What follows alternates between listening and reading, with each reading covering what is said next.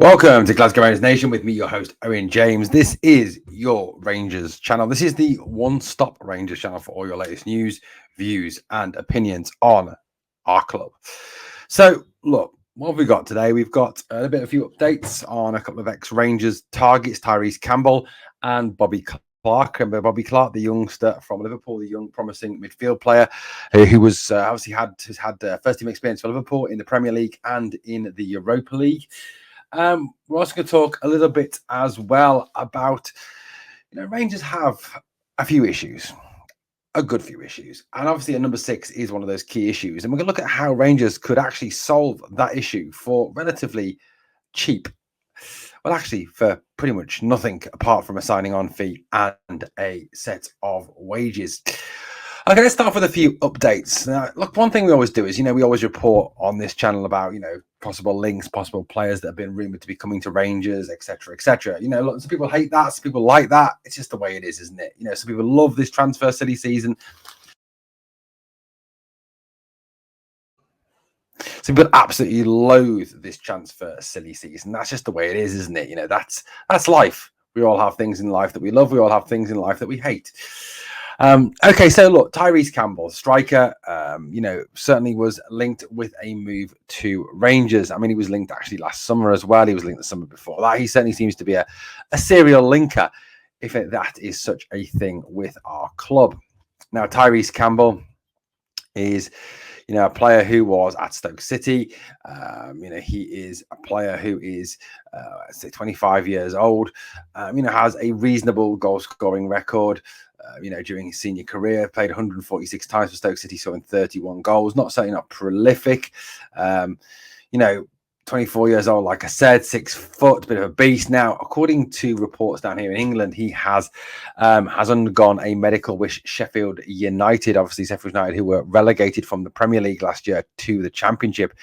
Sheffield are building a squad, hoping to get back to the promised land of the EPL. So it very much appears that link is now well and truly dead. I think there's a lot of links, to strikers that are very spurious. I think a lot of it is lazy journalism, looking back at past links and wanting to, to rekindle those and bring those back. Hence was obviously a link to Lyndon Dykes. I mean, that is just a dreadful link. I mean, let's face it, why the hell would anyone sign Lyndon Dykes? The guy is just beyond second rate. I mean, he's so bad, he makes, I don't know what he makes SIBO look like, CR7. He is genuinely that bad. So, Lyndon Dykes for me, obviously that's another one that came. Well, that's another dead link. There's no truth in that. I think that again is lazy media talk with a H. The other one that caused a bit of excitement amongst Rangers fans was youngster Bobby Clark from Liverpool. Now, I think I made a video on this, and as I said at the time, Liverpool have a very, very good tradition of producing some very, very fine young players. Obviously, Steven Gerrard, for example, came through the youth system at Liverpool. I went on to have a glittering career for England and for his country as well. Now, Bobby Clark is a player, who Liverpool have pretty much, got high hopes for. He plays 19 years old. He's from Newcastle upon Tyne, central midfield player. Has, as I said, represented Liverpool in the Premier League and in the Europa League. Now, a lot of the talk around Bobby Clark is that he will be sent out on loan again this season to gain some valuable first-team experience. I mean, that seems to be the conversation that is currently being had. That any loan would be just that, a loan. It would not be a loan with an option to buy or an obligation to buy. It would just be a loan. Now, it seems that, from Philippe Clermont's interview, that he does want to move away from it just being loans and being, if we are going to take players on loan, it's a loan with an option or an obligation to buy. So we can obviously have that option to keep that player, help them to build that squad and not be constantly changing over players every single off-season, which is very wise indeed. Now, according to reports down here in England, Clark is still interesting both Celtic and Rangers on loan.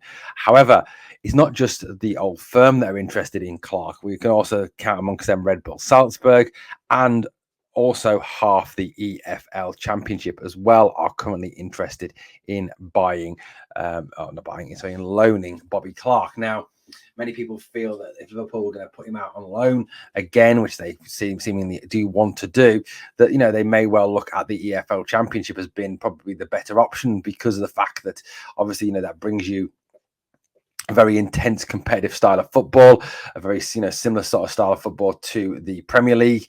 It is an intense competition. It is a competition where anybody can beat anybody on any given day. And yes, there are favourites this season certainly to go up. The 3 relegated teams, for example, Leeds United, another one. Now, according to reports in England, Leeds United are heading the list to take Bobby Clark on loan. They are the current favourites. So it does look like Rangers will miss out on any deal for Clark, which, is a sad one. And it may be that, again, there is that hang up, as there was with the Castledine, interest, that, the club that they're trying to get the player on loan from don't want to sell particularly. Whereas Rangers do seem to want to have that sort of a buy to let contract, like a contract where you are obviously buying, but you have the option or the obligation in the next summer, obviously. So look, that's where we're up to with those two. I think they're pretty much dead, done, gone, whatever. Obviously last night on the podcast, we talked about the Danilo rumours, we talked about the Cantwell rumours, we talked about all those things. So I'm not going to really go over that again, other than to say I do think the Danilo thing is an absolute load of rubbish, and there is absolutely no truth in it whatsoever. I think it is just a lazy media journalism. Now, look, we all know that Rangers, have a great deal of needs in a number of positions: centre forward, right back, centre back, 10, winger.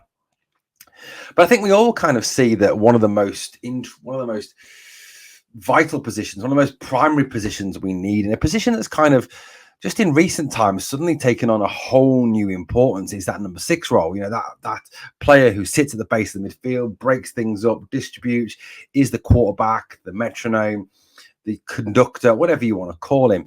And it really does seem that 6, that sort of was very much styled by N'Golo Kante during his time at Chelsea, is a kind of a real position that's taking off. I think in the past you looked at teams, and teams wanted super flash wingers. They wanted an outstanding centre forward, a brilliant 10, a superb goalkeeper. Whereas now that defensive midfield position, which for a long time was kind of not thought of as being particularly glamorous in the David Batty days, for instance, the Paul Ince days for me down here in England.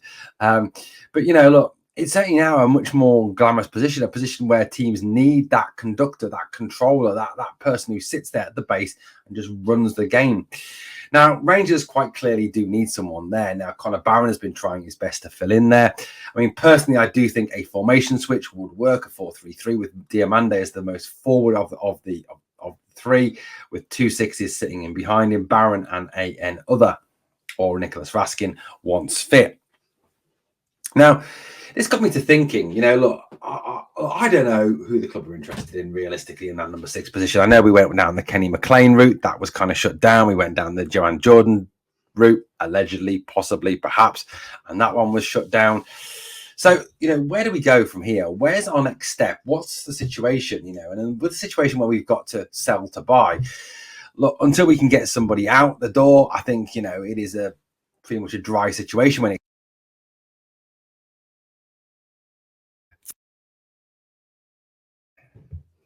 for me, one of the things we do need to do, I think, is get that 6 in and get them in ASAP, particularly before those Champions League ties.